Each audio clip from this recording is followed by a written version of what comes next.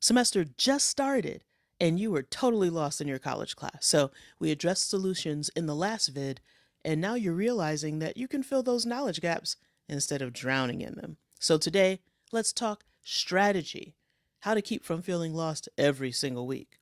Strategy number one, preview before class. I know you've heard this before, but now's the time to use it. Don't walk into a lecture or class session cold.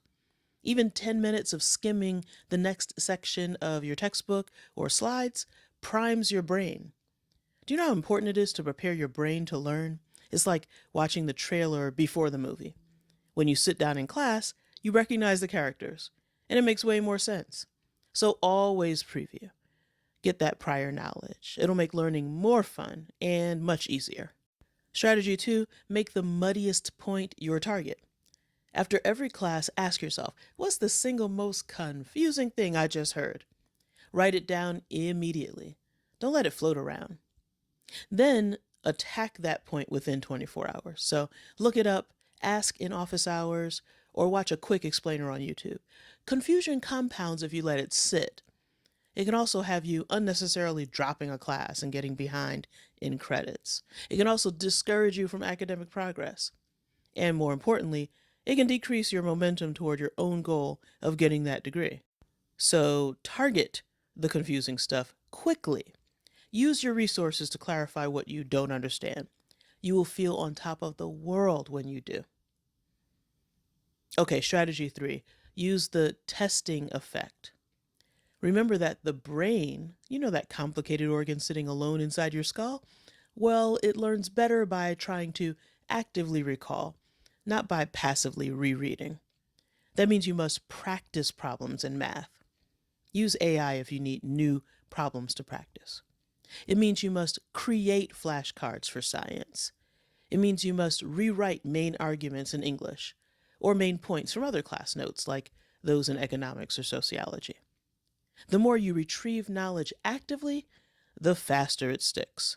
Strategy number four, lean on human beings, not just Google. Talk to classmates, join a study group, even if you're shy. And yes, actually visit your professor's office hours. Interact with actual human beings. Believe it or not, the learning process is social. This is why some people struggled so much learning during the pandemic. Remember, professors don't expect you to know everything already.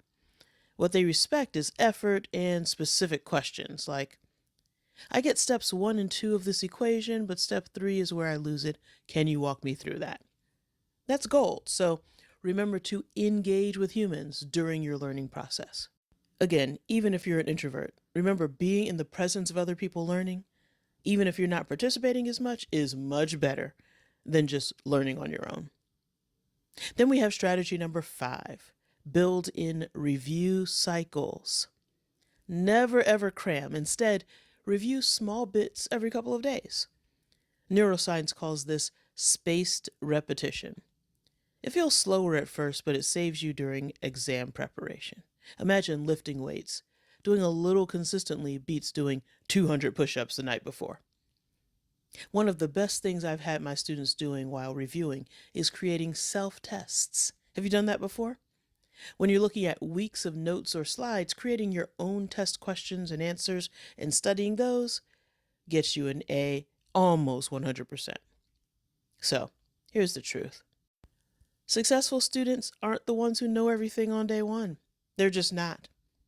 Successful students are the ones who built actual systems to keep learning when they found themselves frustrated with the class, or hating the professor, or completely confused about the learning.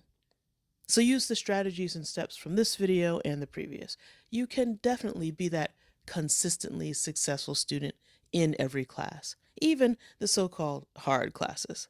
So if you're starting fall semester overwhelmed, hear me, you don't need a bigger brain. You need just better strategies. Preview, pinpoint, patch, practice, and people. Do that and you'll not just survive, you will thrive. You're not behind. You're learning how to learn. And that's the real college skill. See you tomorrow.